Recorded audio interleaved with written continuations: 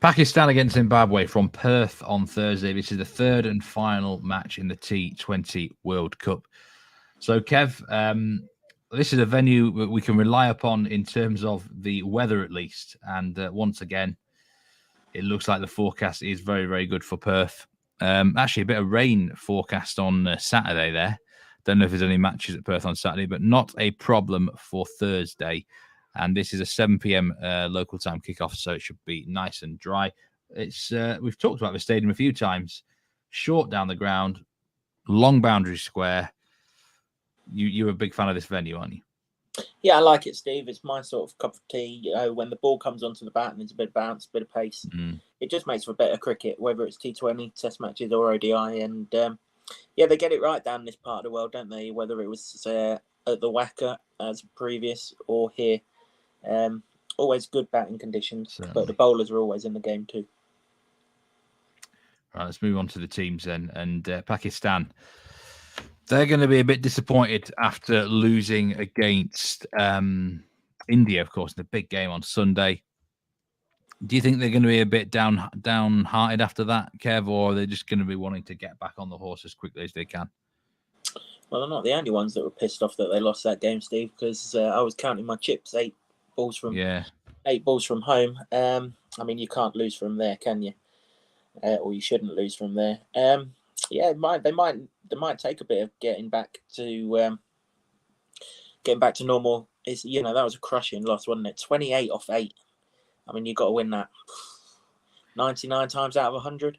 The mad thing is, they were something like 10 for 2 with the bat, and then they managed to recover brilliantly. I mean, it was almost that whole match was typical Pakistan in a nutshell, wasn't it? Zimbabwe, then, we didn't really learn an awful lot about them the other day, did we, against South Africa? Obviously, they've been in the tournament quite a bit, though. They're no mugs. How are they gonna go on this Perth pitch, which just have a lot of bounce on it? Yeah, that's the thing, isn't it? How are they going to go? This is significantly different to anything that they faced, both in this tournament and in the 3-match ODI series they had in Australia ahead of the tournament. So, you know, they'll have played at Johannesburg a few times, so that will suit. You know, that will kind of give them something to do with the conditions. But yeah, short turnaround that they've had as well, only a couple of days, and so they wouldn't have had much time to prepare in these Perth conditions. So that in itself is the big issue, really, isn't it? How will they go here? I think their bowlers will be fine. In fact, 1 or 2 of their bowlers will absolutely love these conditions. But you do wonder what they'll do with the bat. There's a bit of money on Zimbabwe here in terms of the odds shortening anyway. And is this is the sort of match where historically you might look at Pakistan and think they could maybe lose this sort of game. They're such a random team, but they're going to need the win so desperately. You've got to think surely Pakistan are focused. Is there any chance of an upset in this game, in your opinion?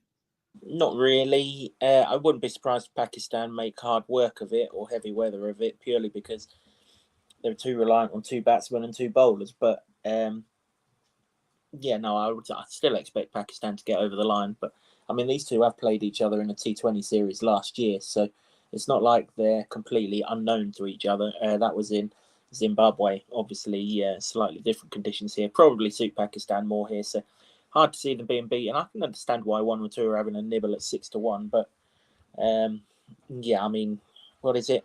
Find me a shop that spends value and I'll happily back it. Now, I am also finally coming to the party with some match bets for this game. It's taken me long enough, but I've got 3 selections for this game. I'm going to kick us off. So I'm going to start with a 2-unit selection.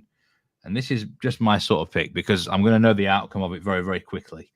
And that is Pakistan to score over 6.5 runs in their first batting over of the match, whether it's first or second. That's at Sporting Index. So a 2-unit play at 23-20. Now, my reasoning is this. Now, I don't know who's going to actually open the first over for Zimbabwe. And they might be foolish enough to give this guy Chatara the first over again. But the last time he bowled in that rained-off game against South Africa, he got battered. He got hit for 23 off his 1 over. 4, 4, 4, 6, 4 and 1 from de Kock. And I know South Africa were going for it. And I know it's Quinton de Kock. But if this guy is giving this over, there's going to be some demons, isn't there? I think. And I also think Pakistan are going to want to come out hard. Both their openers didn't get any runs in the first match. So they're going to want to come and bounce back straight away and get off to a good start. This pitch has a lot of bounce in it. There's a lot of pace in it. You can get streaky edges and all sorts early doors. There's no doubt at least one of them balls, probably two of them, they're going to be swinging the bat hard. And I'm expecting at least one boundary, and then we just need to get 3 more runs. So I think also if Pakistan were chasing this game, probably chasing a fairly low score, they want to get the match done quickly. So they want to come out hard. Though it's always a bit of a risk, 1 over. The price just tempted me in there, Kev. I don't know what you think about that one. Yeah, it's fair enough reasoning, Steve. Yeah, you'd love a 5 wides first up, wouldn't you? I certainly would. A free hit somewhere as well would do very, very nicely indeed. Let's go to your first bet for the game, then. And that is under 36.5 boundaries with William Hill. 4-unit selection at 10-11. And again, the rules around this, it's how many boundaries come off the bat, isn't it? Yeah, none of that nonsense about free hits being bowled and runs and all that shite that happened in the India-Pakistan last over. I'm still bitter. Yeah, exactly that. Boundaries off the bat, 36.5. The Sri Lanka-Australia game that was here on Tuesday was not high scoring, but by this tournament, certainly fairly high scoring. And there were 31 boundaries on that occasion. There's no Marcus Stoinis turning up to the party here. I don't see where another six boundaries come from. You go back one more game, England, who had plenty of Marcus Stoinises in their side, scored 6 boundaries against Afghanistan. Not overly sure where this line comes from. More than happy to take it, though. I don't think either of these bowling attacks are stupid enough to pitch the ball up. Most of the seamers will be back of a length, if not short balls.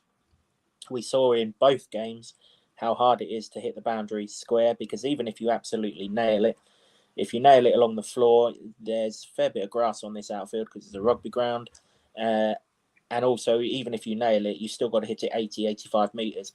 So the fielder's going to have a fair old time to get round and stop it from going over the rope. I mean, even if it goes for 3, that doesn't hurt us as long as it don't go for 4. I don't expect many to be hit down the ground.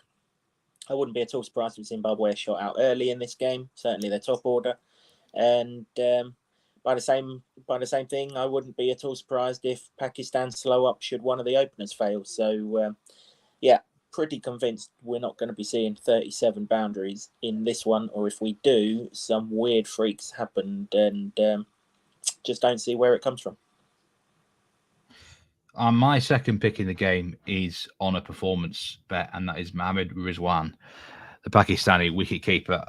Over 44.5 performance points at Bet365. 1 point for a run, 10 for a catch, 25 for a stumping. He actually got a stumping in the last game, but I'm not really expecting him to get one here on this pitch. However, I've almost written him down for a couple of catches, to be honest. I think I'm pretty sure Zimbabwe will get bowled all out in this game.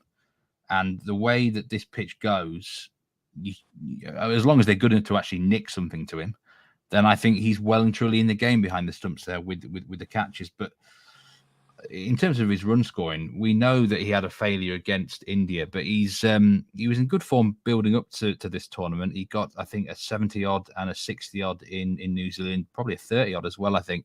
He could quite easily cover this 44.5 line just with the bat alone.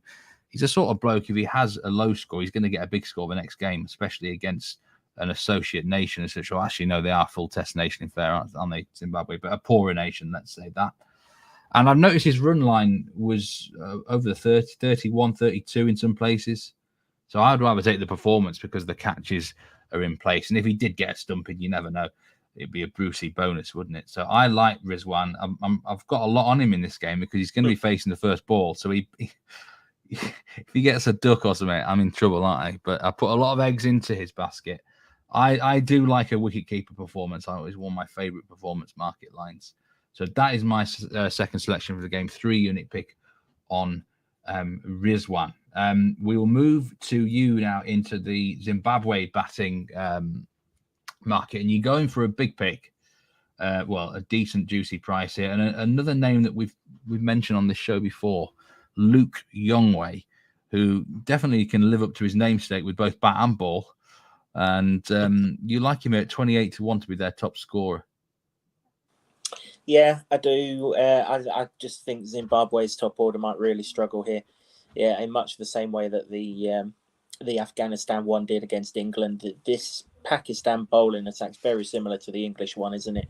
Lots of swing up front, lots of pace in the middle overs. The only difference is they should, in theory, be an awful lot better at the death than what England are. But obviously, they've just been absolutely creamed to all parts at the death. So there might be a sort of chink in the Pakistan armour there, which hopefully Jongwei can exploit. That T20 series that they played in Zimbabwe last year that I mentioned, Jongwei made the 30 not out in one of those games. If he makes 30 not out here, I will be very, very interested indeed. Let's just say that. He's only batted twice in this tournament, Steve. 20 not out against Ireland, which was a really good innings actually, because Zimbabwe needed it at the time. And 29 in the other game against the West Indies. Again, decent enough innings, albeit in a losing cause. And prior to that, Zimbabwe played Bangladesh in a T20 series in Zimbabwe, and he made 35 in that game. So he's in pretty decent touch with the bats. His last three innings, effectively 35, 20 not out, and 29. Those are the kind of scores that I think are going to be rather competitive in the top batsman list here. If Sikandar Raza and Sean Williams don't fill their boots, could well be left for our friend Mr. Yongwei to hit the ball a long way and collect some coin at a decent price. He's starting now. I think if he connects with one down the ground, he could even clear the stands. I mean, maybe not to that extent, but he could definitely go a long way. This guy can biff it. Interesting pick, and he's in some form. I think it's a big price on him, actually, because that top order could very well get blown away. I'm going to go with my final bet for the game now, and this is a 5-unit selection at a short price, 1-2, and that is Pakistan to score the most runs in the first 6 overs. And I want to claw us back some units here, Kev. I was toying between this and also Pakistan to hit most sixes, which I think Pakistan to hit most sixes at 1.4 with Coral. I think that's a shoe-in as well, but I prefer this one.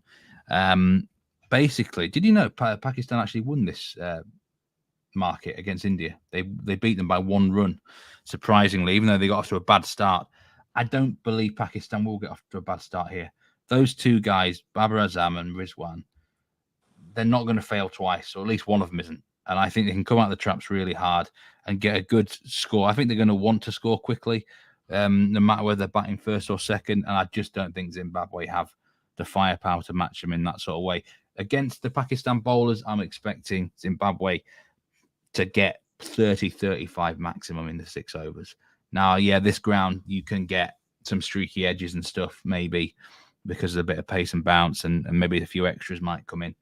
But I think there's so many factors here that point towards Pakistan getting the most runs in those first 6 overs. And the price does reflect it, of course. But, yeah, I really like this one, Kev. I just don't see really anything about Zimbabwe where they're going to get close to them. And I expect the bet to win by at least sort of 10 to 12 runs. I don't know what your thoughts on here. Yeah, it's fair enough, Steve. The best batsmen for Zimbabwe come in the middle order, don't they? Sikandar Raza is well clear in their runs in this tournament. I think he's something around the 70, 80, 90 run mark clear of anyone else in this tournament. He'll bat at 5. So if he's in the first 6 overs, then, Zimbabwe aren't going particularly well anyway, are they? So you're all right with that. And then, obviously, Pakistan, yeah, you've got the 2 openers. You've got Sham Masood, who's pretty decent as well. And Iftikhar came in at 4 on Sunday, didn't he? And he went very well. He was their top scorer in that game. So, yeah, you look at it on that basis, then you're looking at pretty good things for Pakistan.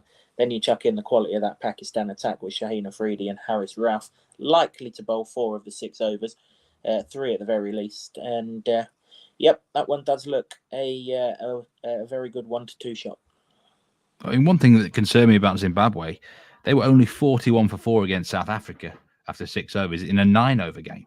So I don't even know if they've got the firepower even if they wanted to here. So, you know, as I'm not even claiming to be Mystic Meg here, but I wanted to. I'll take my 5 units on this pick and get 2.5 profit. So that's the way I was thinking towards it anyway, Kev. We've got several picks in this game. It looks like it's going to be a full 20 overs bash each. I think it will hopefully be a good game of cricket as well. So, yeah, best of luck to both of us. Hopefully we can get some good winners out of this game. We've got good feeling about this fixture, actually, Kev. I think we can really nail this one down. If Yongwei comes off as well, that would just be a nice icing on the cake. So, hopefully Pakistan deliver the goods, or Yongwei delivers the goods, or whatever. Too many bets to mention in the recap, but here we go. Yeah, by hook or by crook, let's hope that we get a few winners. Yeah, I say under 36.5 boundaries for 4 units. Luke Yongwei, top Zimbabwe batsman at 28-1, and my 3 picks is Rizwan Performance over 44.5 for 3 units. Pakistan over 6.5 runs in their first over batting, 23-20 is the 2 unit selection there, and then Pakistan most runs in the first 6 overs at 1-2 for 5 units. So best of luck, Kev. And as a reminder to check us out on the socials as well. Follow us on those 4 Twitter accounts and check out Kev's website as well at www.kevs@sportsbet.com. It's been a pleasure as always, Mr. Harper. Let's hope we get some winners on Thursday and we're back for more for Friday. Yep, busy day, Steve. Big game Friday. Really into the meat and drink of this tournament now. Brilliant. Well, take care, everyone. Goodbye, and we'll see you for Friday's games.